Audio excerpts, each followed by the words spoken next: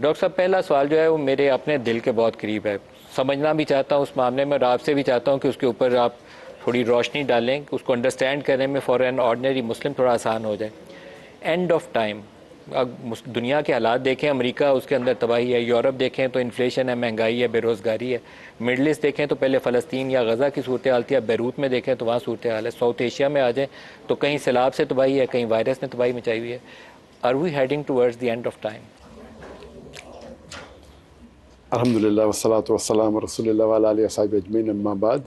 Rabbi इश्रह ली सदरी वयस्सिर ली अमरी वहलुल उक़दतम मिन लिसानी यफ़क़हू कौली। ये आपका सवाल है कि are we ending towards end of time, और इस्लामी नुक्ते नज़रिए से कई हदीसें हैं, और उसको कहते हैं कि the science of the end of the world, और क्या कहते हैं आखिरत के अलामत, द साइंस। और इस साइंस को दो पार्ट में डिवाइड किया कि minor signs and major signs. जो साइंस जो माइनर है और जो मेजर है। As far as the minor signs are concerned, Quran और हदीस की रोशनी में कई है, तो कुछ स्कॉलर्स ने उसे कंबाइन किया, कुछ डिवाइड किया है। मैं इसके ऊपर मेरे फेसबुक पे कहा, मैंने मेंशन किया 87 माइनर साइंस। कुछ कहते हैं 60, कुछ कहते हैं 100, लेकिन इसमें सेम है। कुछ लोग को दो कंबाइन करके एक हो जाते, कुछ को एक साइंस जिसमें 3 पार्ट है उसको 3 में डिवाइड करते। तो फिगर इज नॉट इम्पॉर्टेंट, लेकिन कई माइनर साइंस है। तो मैंने मेरे फेसबुक पे उसके माइनर साइंस को 87 मैंने कराया, और all these are mention in सही हदीस एंड कुरान। कुछ जो ज़ईफ़ हदीस के तो निकाला हूँ। तो इसके अंदर से अक्सर साइंस में से कुछ से 60% से ज़्यादा आ चुके हो, और two third of the signs have already come. One of the earliest signs है अल्लाह के रसूल, जो मेरे आखिरी रसूल मोहम्मद सल्लल्लाहु अलैहि वसल्लम, उनकी पैदाइश। That is one of the earliest science of the end of science, क्योंकि आखिरी नबी है, तो वो भी एक साइन है, और कई साइन है। और जो मेजर साइंस है उसमें 10 है, और वो सीक्वेंस में आएंगे, और इसमें कोई इख्तिलाफ नहीं है। 10 साइन। और वो 10 कौन कौन से? वो पहले माइनर साइन में से कई है, उसमें से end of the minor sign में मेहदी अस्सलाम में मेजर साइन में नहीं आते। और जो मेजर साइन है उसके अंदर कमिंग ऑफ ईसा अलैहिस्सलाम है। बाद में उसके अंदर लाइन स्लाइड, 3 लाइन स्लाइड थे, वन आफ्टर द अदर। और फिर उसके अंदर ये भी है कि ईसा अलैहिस्सलाम कमिंग ऑफ गॉग एंड मैगॉग, यजूज और माजूज, उनका ना ऑर्डर से नहीं कह रहा हूँ मैं, आप जिस सेलिब्रेट, तो यजूज और माजूज का आना। और उसके बाद ईसा अलैहिस्सलाम will kill the Dajjal, coming of Dajjal है। तो ईसा अलैहिस्सलाम है, दज्जाल है, याजूज माजूज है, 3 लाइन साइड थे, वो 3 हो गए। और फिर the sun will rise from the west, then there will be a sweet wind that will kill all the others. Sorry, वो पहले, उसके पहले। And then this is just before the end of the world is the sun will rise from the west. तो इस तरीके से 10 अलामत है। तो लेकिन माइनर साइंस तो आपने कहा 2/3 तकरीबन 2/3 से ज़्यादा हो चुके हैं। जी हाँ, 2/3 से ज़्यादा। तो अभी मेजर साइंस की तरफ हम नहीं मेजर प्रेडिक्ट कर साइंस आएंगे सकते, जब माइनर साइंस कंप्लीट हो जाएंगे। 100% कंप्लीट नहीं। मेहदी सलाम एंड में, तो मेहदी सलाम is towards end of the minor science. लेकिन मेहदी अलैहिस्सलाम के ज़हूर के मुतालिक अभी कुछ कहना बहुत कबल अज़ वक्त है जी। हम कुछ कह नहीं सकते कि वो कब जी होगा। नहीं, अभी तक के तो देयर इज, वो तो कई लोगों ने कहा कि वही सलाम है, लेकिन वो सब गलत है। तो लेकिन ये जो दुनिया के हालात हैं, ये किस तरफ क्या इशारा कर रहे हैं, हम किस तरफ को जा रहे हैं? आप फ़लस्तीन या जो इस वक्त लेबनान की सूरत हाल है उसको देख लें, इवन साउथ एशिया में आ जाए तो जो सूरत हाल है बहुत ज़्यादा मुसलमानों के लिए अच्छी सूरत हाल नहीं है। तो ये हमारी क्या निशानदेही करता है, हम किस तरफ बढ़ रहे हैं? ये जितने अल्लाह के रसूल एक फरमाते हदीस के अंदर, एक वक्त आएगा जो सब लोग मुसलमान पे टूट पड़ेंगे। तो साहबा पूछते हैं कि उस वक्त क्या मुसलमान कम होंगे तादाद में? तो अल्लाह के रसूल दिन मुसलमान बहुत तादाद में रहेंगे, छाक की तरह, दिल be like froth, but they will love the दुनिया and the world more and will fear death.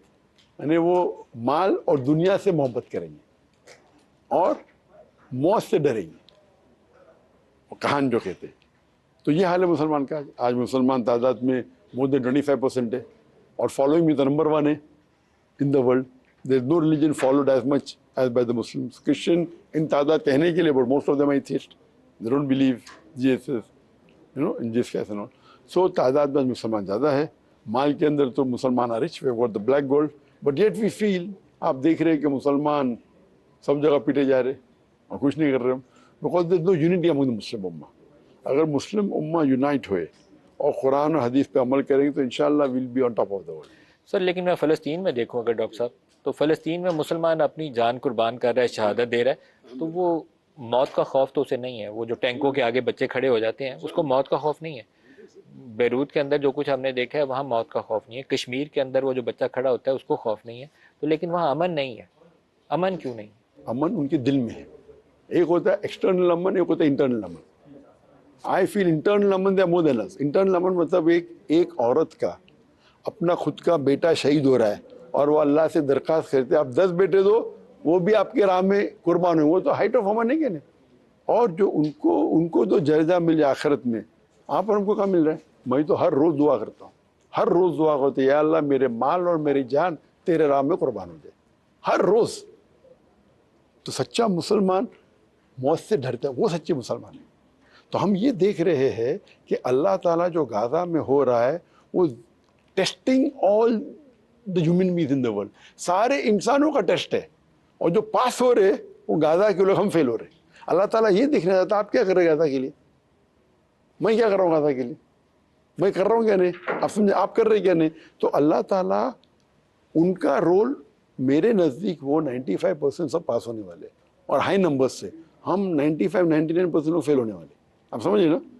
Sir मुसलमान दुनिया जो है डॉक्टर साहब, ओवरऑल थोड़ा सा मैं आपसे अगर कॉन्टेक्स्ट लूँ, फेलियर नहीं है लीडरशिप का मुस्लिम वर्ल्ड का। जो कुछ गजा में हो जाए हम कुछ नहीं कर सकते, जो कुछ लेबनान में हो जाए कुछ नहीं कर सकते, कश्मीर में हो जाए कुछ नहीं कर सकते, इराक में जो कुछ हुआ है हम कुछ नहीं कर सके, वेपन्स ऑफ मैस डिस्ट्रक्शन पता नहीं कहाँ थे वो।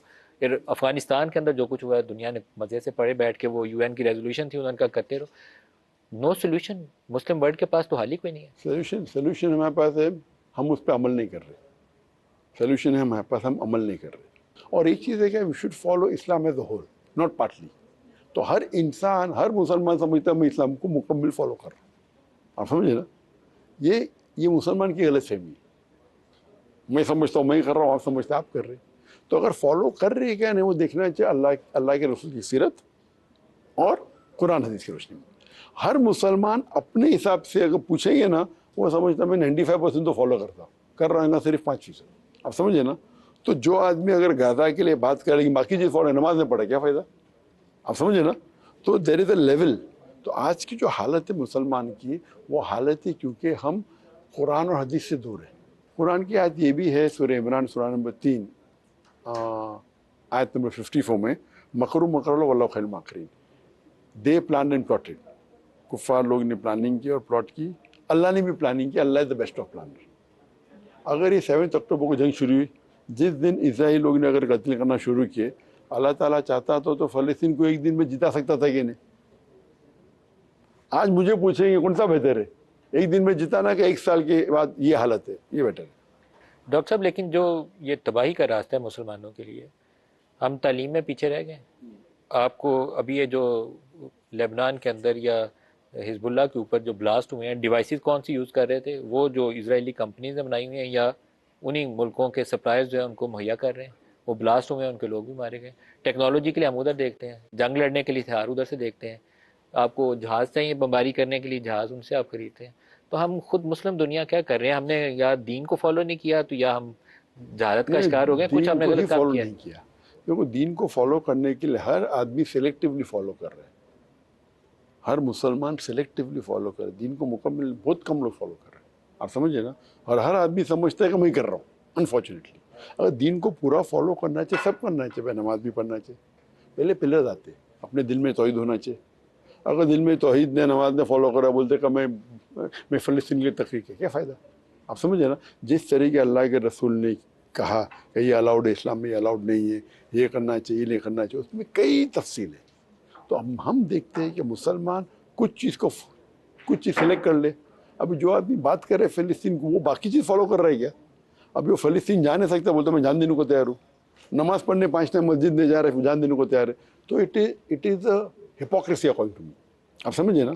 तो आप देखेंगे, अगर आप अगर मुकम्मल तौर पे फॉलो करेंगे दीन को, आप हमेशा खुश रहेंगे। There is no chance of you being sad at all. Doctor साहब, लेकिन जो मुस्लिम दुनिया टेक्नोलॉजी के मैदान में पीछे है, अब मेडिकल साइंस में जितनी नई इन्वेंशन है उधर से आ रही है, अद्वियात नहीं बन रही हैं उधर से आ रही हैं, वायरस के लिए वैक्सीन बन रही ये हैं तो उधर से आ बोलना रही कि हैं। टेक्नोलॉजी में पीछे है, मैं ये मानने को तैयार नहीं हूँ। यस, हम और आगे हो सकते हैं। अगर आप देखिए 8वीं सदी में, 7वीं 8वीं सदी में Muslim on top of the world, बराबर। खराबी कहाँ से शुरू हुई?